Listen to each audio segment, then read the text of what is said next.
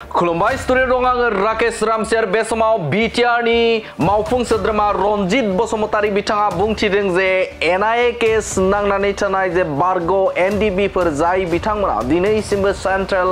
जेलाव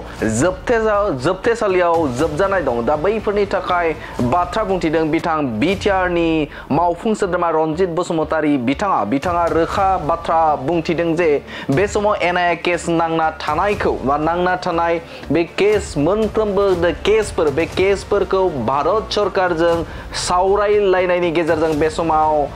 स्टेटसिम ट्रेन्सफार खालामनाय जाबाय होननानै बाथ्रा बुंथिदों बिथां बिटिआरनि मावफुं सोद्रोमा रनजित बसुमतारी बिथाङा गभर्नमेन्ट अफ इन्डियाजों रायलायनाय गभर्नमेन्ट अफ आसामजों रायलायनाय आरो जोंनि एडभकेटफोरजों रायलायनाय एडभकेट जेनेरेलनि साजेसन लानायनि गेजेरजों जोङो बावैसोनो जाय एनआइएफोर केस थानायफोर बेखौ जोङो गभर्नमेन्ट अफ इन्डियानिफ्राय स्टेटआवहाय डाइरेक्ट ट्रेन्सफार खालामनानै लाबोनो हाबाय। बे आयदा थामहिनबा बारग' एनडिबिनि जाखिनि केसफोर दं बे केसफोरखौ नायनो थाखाय बिटिआरनि गाहाय मावफुं सोद्रोमा बिथां प्रमद बर' दुलाराय बर' फरायसा आफादनि आफादगिरि दिपेन बर' आरो बिथां रनजित बसुमतारी बिथांमोननि जे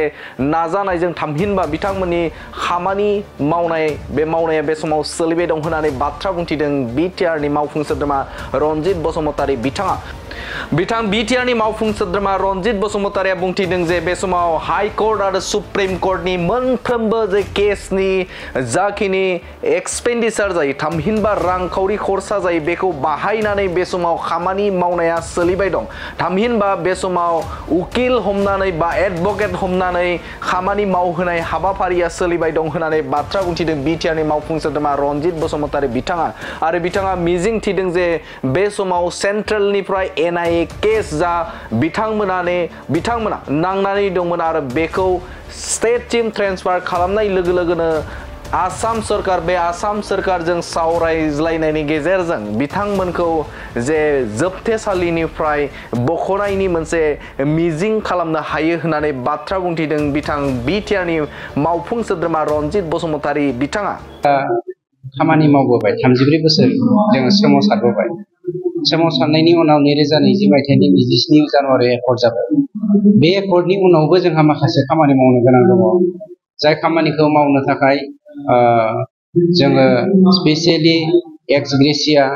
केसेस उइथड्र खालामनाय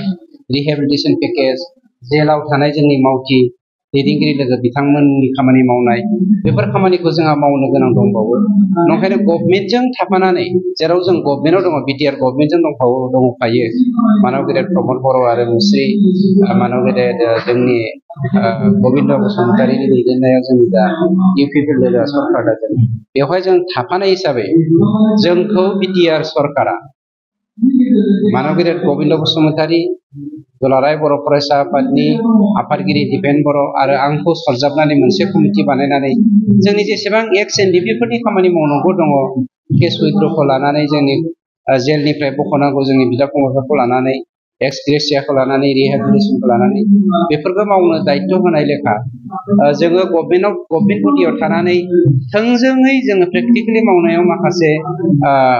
फिल्ड सार्भे खालामनाय उसुबिदा जानायखाय जोङो एक्स एनडिबि वेलफेयार एसोसिएशन दानायनि गेजेरजों बे खामानिखौ मावफुंनाय जादों आरो दिनै जोंनि सनितपुर जिल्लायावबो एक्स एनडिबि वेलफेयार एसोसिएशननि जोंनि जिल्ला पर्यायनि मोनसे आफादखौ जों दानानै दिनैजे दायो जोङो मिथिनो मोनदों एबा खोनानो मोनबाय जे थांनाय माखासे साननि सिगाङावनो नैबे सनितपुर आरो बिश्वनाथनि माखासे गामिफोरा बिटिआरआव सोसनजाबाय दा गोबां मानसिफोरनि गोसोआव सोंथिया सोमजिदों जे बै सोसनजानाय गामिफोरा नैबे फैबाय थानाय बिटिआरआव मोनगोन ना मोना दा बेनि सोमोन्दै ओरैनो गभर्नमेन्ट अफ आसामा 62टा गामिखौ अलरेडि गनायना लाखाबाय सिमना हिसाबै आसामनि बर्डार सिमना हिसाबै बे 62टा गामिखौ गनायनायजों लोगोसे जोंनि साहा ओनसोल जेसेबां मानि फरेस्ट एरियायावहाय वाइल्ड लाइफ सेंसुरिनि गेजेराव बा रिजार्भ फरेस्टनि गेजेराव थानाय बर' गामिफोरखौ जों दिनै सोसननो हायाखै अब्लाबो बिथांमोनाबो बिटिआरनि सिङावनो हाबफाबाय थामहिनबा बिटिआरआ गहपुरसिम एक्सटेनसन जासे जानानै लखिमपुर जिल्लानि मोननै गामिखौ जेराव सरजाबफाबाय दा बे गासै गामिफोरखौ लाफानानै जोंनि बिटिआरआ मोनसे आबुं महर मोननो थांबाय बेनिनो एडमिनिस्ट्रेटिभ एप्रुभेलखौ बावैसोनो आसाम गभर्नमेन्टआ जोंनो होसिगोन आरो जोंहा फोथायनाय दङ जुदि अबंलावरिया जोंखौ बर' हारिखौ मोजाङै मोजां आशीर्बाद होनानै दैदेनलाङोब्ला सेप्तेम्बर दाननि जोंनि जा बिसायख'थि जागोन बे बिसायख'थियाव सनितपुर जिल्ला आरो बिस्वनाथ जिल्लायाबो भट होफानो थाखाय मोननो हागौ।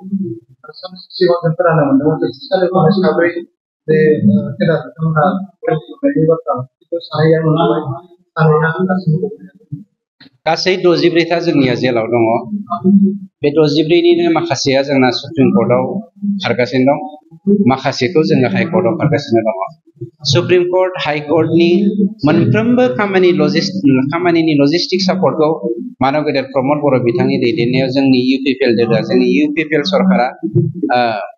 होगासिनो दङ बा लजिस्टिक सापर्टखौ खालामगासिनो दङ आरो जोंनि जा मावनाय गभर्नमेन्ट अफ इन्डियाजों रायलायनाय, गभर्नमेन्ट अफ आसामजों रायलायनाय आरो जोंनि एडभकेटफोरजों रायलायनाय, एडभकेट जेनेरेलनि साजेसन लानायनि गेजेरजों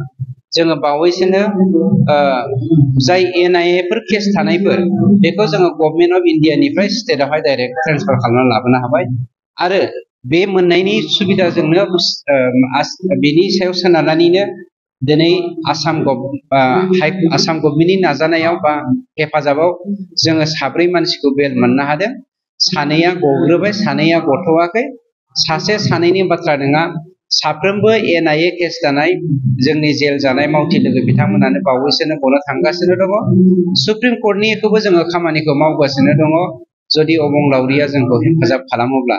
आंहा फोथायनाय दं बा जोंनि सरकारा फोथायनाय दं सुप्रिम कर्टनि केसखौबो जोङो देरहानानै बिथांमोनखौ उदां अख्राङाव लाबोनो हागोन।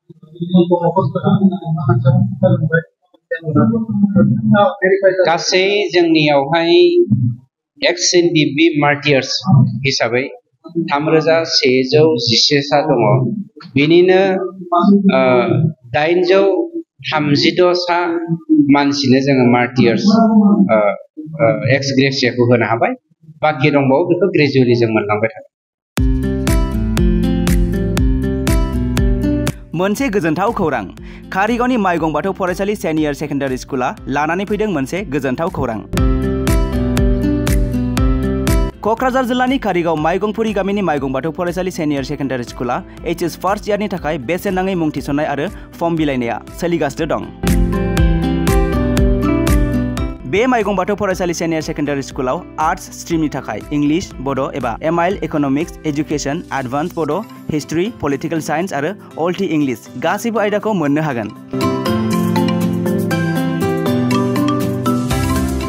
आरो बे माइगं बाथौ फरायसालि सिनियर सेकेन्डारि स्कुलाव इंराजि आरो बर' मोन्नैबो बिजों थागोन। लोगोसे बे फरायसालियाव हिन्जावसा आरो हौवासाफोरनि थाखाय आलादा आलादा हस्टेलनि फेसिलिटिबो दं। नोंथाङा जुदि नोंथांनि गथ'खौ HS फार्स्ट इयारनि थाखाय गोदान मुं थिसननो सानदों अब्ला मानोथो गोबाव खालामनो? थाबैनो बे माइगं बाथौ फरायसालि सिनियर सेकेन्डारि स्कुलाव बेसेन होनाङा जासे मुं थिसनहैदो। आबुङै मिथिनो थाखाय 8011394710 एबा 8133845456 नङाब्ला 7638023455 नैबे जानबुं नाम्बाराव फन खालामना खौरां लाहरनो हागोन।